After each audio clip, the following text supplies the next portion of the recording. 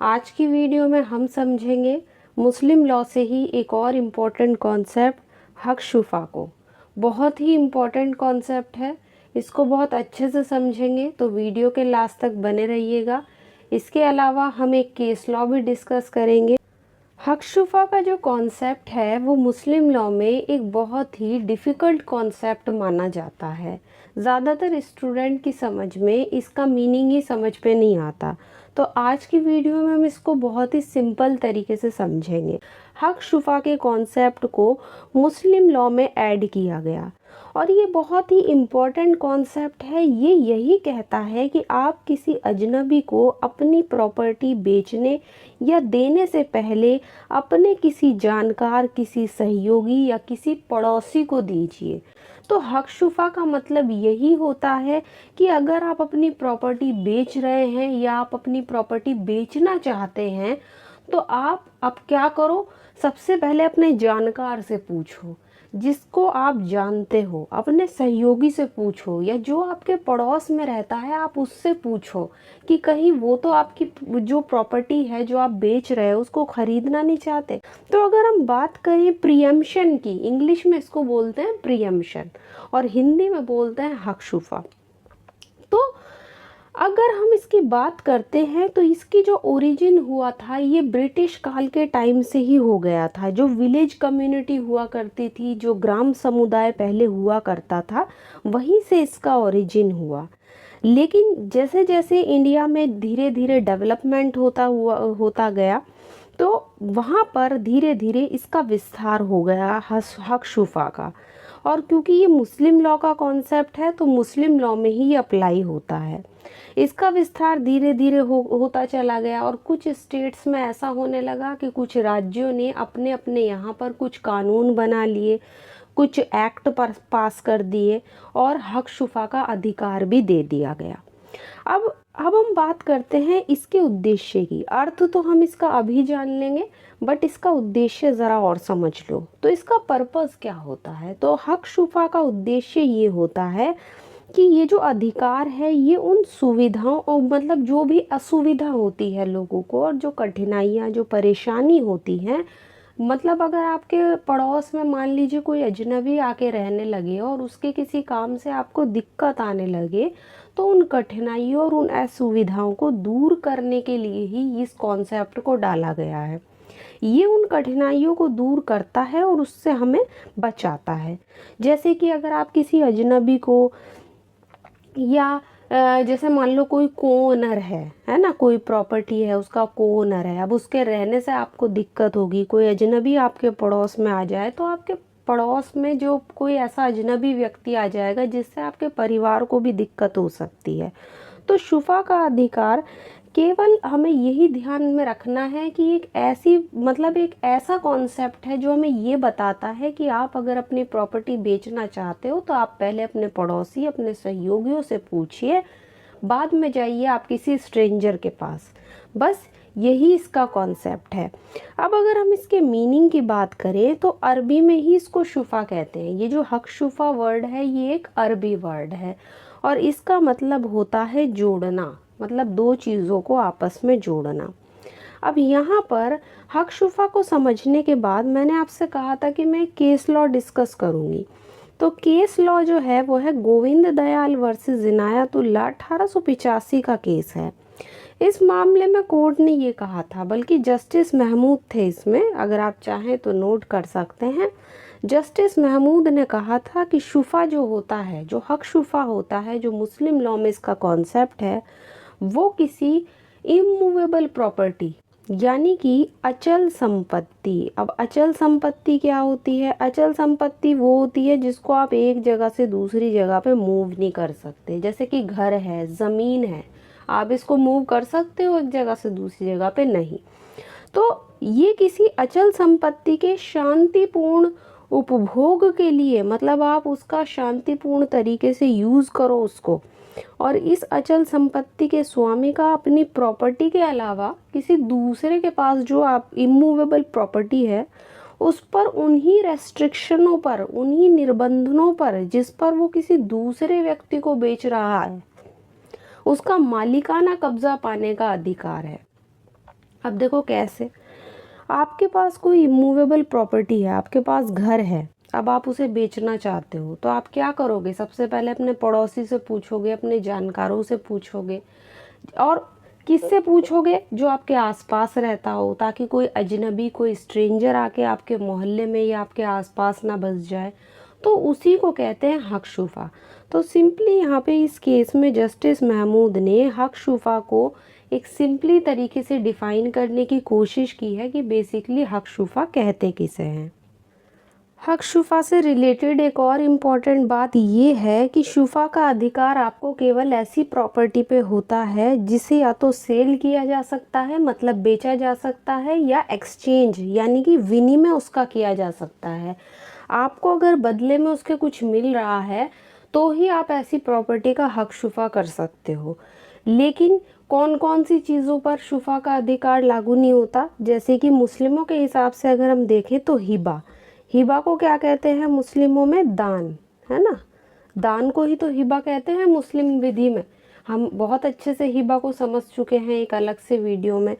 तो जब कोई व्यक्ति, कोई मुस्लिम है और वो अपनी प्रॉपर्टी का दान कर रहा है, गिफ्ट कर रहा है, जिसको हम हिबा के नाम से जानते हैं, तो वो उस पर अपना शुफा का अधिकार यूज़ नहीं कर सकता, क्योंकि गिफ्ट तो व्यक्ति किसी को भी दे सकता है।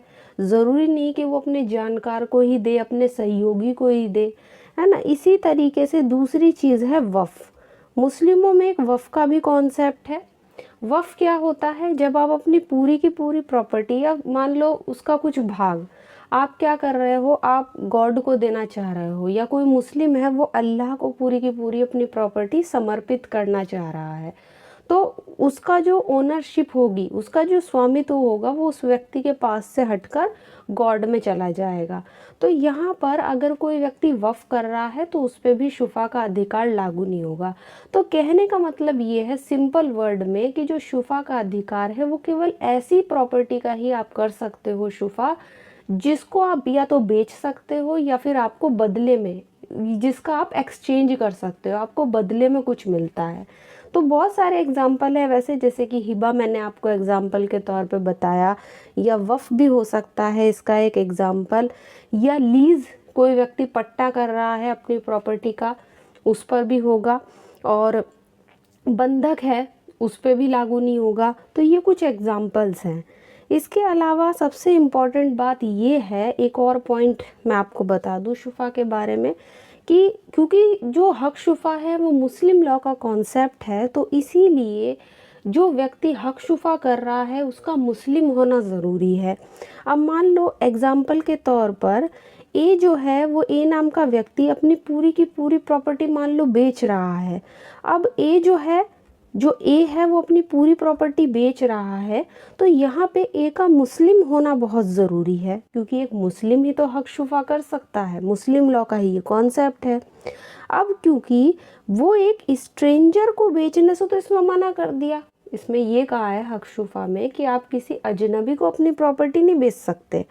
तो हक शुफा में क्या एक प्रॉपर्टी को खरीदने वाला भी मुस्लिम होना चाहिए? चलो बेचने वाला तो मुस्लिम होगा, लेकिन क्या एक खरीदने वाला भी का भी मुस्लिम होना ज़रूरी है?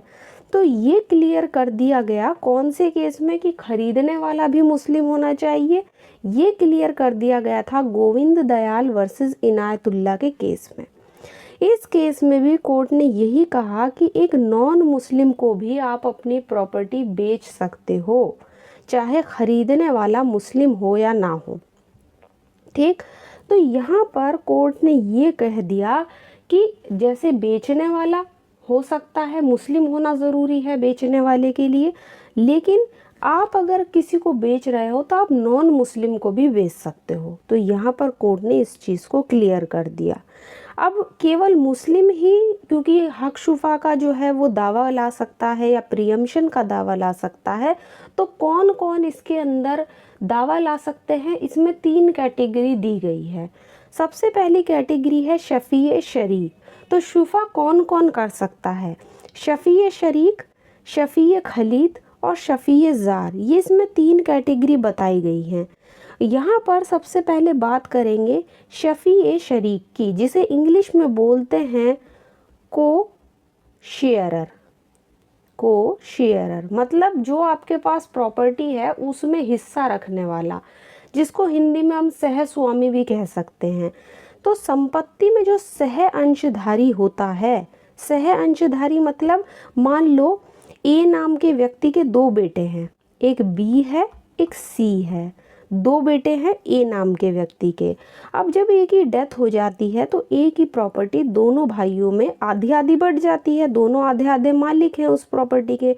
अब सी अपना हिस्सा बेचना चाहता है, जो एक भाई है वो अपना हिस्सा बेचना चाह रहा है, तो वो किसी तीसरे पर्सन डी को प्रॉपर्टी यहाँ पे अगर बेचने लगता है तो अब इस प्रॉपर्टी पर जो उसका भाई है जो बी है वो क्या होगा, वो होगा शफीए शरीक, क्योंकि दोनों भाई का आधा आधा हिस्सा था उस प्रॉपर्टी में, और जो बी है वो यहाँ पे शुफा का दावा कर सकता है क्योंकि बी भी उस प्रॉपर्टी में को शेयरर है। तो इसलिए शुफा के लिए अगर कौन दावा कर सकता है, उसकी ये 3 कैटेगरी बताई गई हैं। पहली कैटेगरी को हमने समझ लिया कि जो प्रॉपर्टी में शरीक होगा उसका सह अंशदारी या उसमें को शेयरर होगा वो शुफा का दावा कर सकता है। नेक्स्ट आता है शफीए खलीत। कौन कर सकता है दूसरा कैटेगरी का दावा, वो है आपका सुखाधिकार का जो प्रयोग करता है।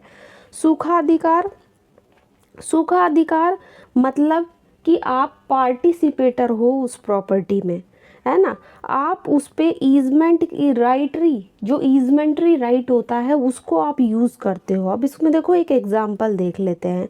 मान लीजिए ए बी और सी सभी लोग एक ही रास्ते से गुजरते हैं, ए है बी है और सी है, ये 3 लोग हैं एक रास्ते से गुजर रहे हैं क्योंकि रास्ता तो एक ही है। उन सब पर उनका क्या है, सुखाधिकार है, एक उनका ईजमेंट्री राइट होगा। लेकिन जैसे रोशनी का अधिकार है, हवा का अधिकार है, तो ये सब शुफा का दावा नहीं कर सकते। वो ये नहीं कह सकते कि हमें यहाँ से रोशनी मिल रही थी, यहाँ से हमें हवा मिल रही थी, तो हम सारे के सारे शफीए खलीत बनकर इस पे शुफा का दावा कर सकते हैं, तो ऐसा नहीं हो सकता, है ना। और पब्लिक लैंड पर शुफा का दावा नहीं किया जा सकता, सबसे बड़ी बात, प्राइवेट लैंड पर ही आप कर सकते हो। तो जो सुखाधिकार का यूज़ करता है कोई व्यक्ति, वो भी यहाँ पे शुफा के अधिकार का प्रयोग कर सकता है। तीसरा आता है शफीए जार। इसको बोलते हैं मिली हुई अचल संपत्ति का स्वामी। तो ये तो था अभी पार्टिसिपेटर और पहला वाला था को शेयरर। अब तीसरे वाले को क्या कहोगे, ओनर ऑफ एडजॉइनिंग लैंड, यानी कि आपके लैंड से कोई लैंड एडजॉइन हो रहा है, मिला हुआ है, और उसका जो ओनर है वो भी शफीए जार के रूप में शुफा के अधिकार का दावा कर सकता है। ठीक है ना, बहुत पहले से ये अधिकार चला आ रहा है, लेकिन देखो अब पहले तो ये कस्टम की तरह यूज़ होता था, ठीक, तो बाद में क्या होता गया कि मिली हुई जो अचल संपत्ति का स्वामी है, क्या वो भी जो आपका पड़ोसी है, इसमें कौन आ जाएगा, पड़ोसी। आपकी प्रॉपर्टी से किसी दूसरे की प्रॉपर्टी मिल रही है तो इसका मतलब क्या हुआ, वो पड़ोसी है आपका, वो भी शुफा का दावा कर सकता है। लेकिन इस पे क्या हुआ कि अगर हम थोड़ा सा पीछे मुड़ के देखें, 44वें संवैधानिक संशोधन से पहले क्या होता था कि कोई भी व्यक्ति जो पड़ोसी होता था वो शुफा के अधिकार का दावा कर सकता था। लेकिन जब से 44वां संविधान संशोधन पास हुआ उसके बाद से, क्योंकि 44वें संविधान संशोधन से जो आर्टिकल 19 था उसमें अमेंडमेंट कर दिया गया, और इसके बाद क्या होता है कि जो आपका आर्टिकल 19 का क्लॉज 1F था उसको एक्वायर किया जा सकता था, कोई भी व्यक्ति कितनी भी प्रॉपर्टी रख सकता था, उसको बेच भी सकता था। लेकिन अब इसके बाद क्या हुआ, जब 44वां संवैधानिक संशोधन पारित हो गया तो इस आर्टिकल का ये जो क्लॉज था F, इसको अनकॉन्स्टिट्यूशनल डिक्लेयर कर दिया गया, जिसके बाद अब एक पड़ोसी के आधार पर कोई व्यक्ति शुफा का दावा नहीं कर सकता। तो यहाँ पर ये 3 कैटेगरी बताई गई हैं। पहला हो गया को शेयरर, दूसरा हो गया शफीए खलीत जो आपका ईजमेंट्री राइट यूज़ कर सकता है, रास्ते का अधिकार है, कोई व्यक्ति लगातार कहीं से गुजर रहा है तो उसका उस पर ईजमेंट्री राइट हो जाता है। और तीसरा हो गया शफीए जार, यानी मिली हुई अचल संपत्ति का स्वामी। तो इसमें तो अब एक पड़ोसी आ जाएगा और पड़ोसी तो कर नहीं सकता शुफा का दावा, लेकिन ये ऊपर के जो दो हैं ये कर सकते हैं। अच्छा, अब शिया विधि की अगर हम बात करें, शिया विधि की, क्योंकि देखो दो कैटेगरी हमने पढ़ी थी मुस्लिम लॉ में, एक होता है सुन्नी विधि, एक होता है शिया विधि। शिया विधि में जो शफ़ी शरीक है बस वो ही शुफा के अधिकार का दावा कर सकता है। शफ़ी शरीक कौन? जो आपकी प्रॉपर्टी में को शेयरर होगा, जो आपकी प्रॉपर्टी में सह अंशधारी होगा, सिर्फ वही शुफा का दावा कर सकता है, बाकी ये दो नहीं कर सकते। तो इतना हमें ध्यान रखना है। अब बात करेंगे प्रोसीजर शुफा की। शुफा का क्या प्रोसीजर होता है और इसमें 3 डिमांड जिनकी बात की जाती है वो हम इसमें डिस्कस करेंगे। तो इसमें 3 डिमांड की बात की गई है और उन डिमांड के अकॉर्डिंग ही शुफा के अधिकार में प्रॉपर्टी को किसी स्ट्रेंजर को बेचने से पहले आपको ये 3 डिमांड करनी होगी। मतलब अगर कोई व्यक्ति शुफा का दावा कर रहा है तो वो चाहता है कि प्रॉपर्टी उसी को बेची जाए, तो उसे पहले ये 3 डिमांड्स जो हैं वो करनी होंगी हक शुफा के लिए। इसमें पहली डिमांड है जिसको बोलते हैं तलब ई मुवासियत। तलब ए मुवासिबत क्या होता है, उसके बाद तलब ई इशहाद क्या होता है, तलब ई तमलीक। तो ये 3 तरह की यहाँ पर डिमांड्स बताई गई हैं। इसमें सबसे पहले डिमांड की अगर हम बात करें तलब ई मुवासिबत, तो इसका मतलब होता है तत्काल मांग। तत्काल मांग मीन्स इमीडिएट डिमांड आपको करनी होगी तुरंत, जैसे ही आपको पता लगता है। और इस तरह की मांग जब आप करते हो किसी प्रॉपर्टी के लिए कि मुझे ये प्रॉपर्टी खरीदनी है ना, तो यहाँ पर आपको क्या करना होगा, आपको किसी विटनेस, किसी साक्षी की भी ज़रूरत नहीं होगी। तुरंत बस आपको जैसे ही पता लगा कि ये प्रॉपर्टी बिकने वाली है, आप जाओ और उस पर तुरंत जो है वो मांग करो। तुरंत आप उस पर तत्काल मांग करोगे, इसको इमीडिएट डिमांड बोलते हैं। तो सबसे पहले डिमांड होती है इसमें तलब मुवासिबत। ये एक अरबी शब्द है तलब मुवासिबत और इसका मतलब होता है उछाल की मांग। क्या होता है? उछाल की मांग। अब ये नाम इसमें इसलिए दिया गया है क्योंकि प्रॉपर्टी के बिकने की जैसे ही आपको सूचना मिली, मिलते ही उसी समय तुरंत इसमें मांग होनी चाहिए, चाहे आपके पास विटनेस हो या ना हो। किसी स्पेशल ड्राफ्ट की भी इसमें ज़रूरत नहीं है कि आप लिख कर करोगे या मौखिक रूप से करोगे। बस किसी लेटर के द्वारा भी ये मांग हो सकती है, बोलकर भी हो सकती है, बस तुरंत होनी चाहिए, इसका मतलब ये है। अब नेक्स्ट आता है तलब ही इशहाद। इसको कहते हैं पुष्टि करना। पुष्टि करना मीन्स कन्फर्मेटरी डिमांड। मतलब आपको है ना कोई चीज़ एक तरीके से कंफर्म करनी है। तो जब पहली डिमांड से बात ना बनती हो, मतलब पहली वाली डिमांड की गई इमीडिएट डिमांड और उससे बात नहीं बनी, तो फिर 2 साक्षी लाए जाएंगे, 2 विटनेस लाए जाएंगे और उनके सामने ये डिमांड की जाती है ताकि कोई व्यक्ति जो उस प्रॉपर्टी को खरीदना चाह रहा है वो ये कह सके कि मैं प्रॉपर्टी का ओनर बनना चाहता हूँ, इसलिए प्रॉपर्टी मुझे दे दी जाए। तो यहाँ पे तलब ई इशहाद की अगर हम बात करें तो ये भी आपका एक अरबी वर्ड है तलब ई इशहाद और इसका मतलब भी होता है पुष्टि करना। यहाँ पे ध्यान रखने वाली बात है।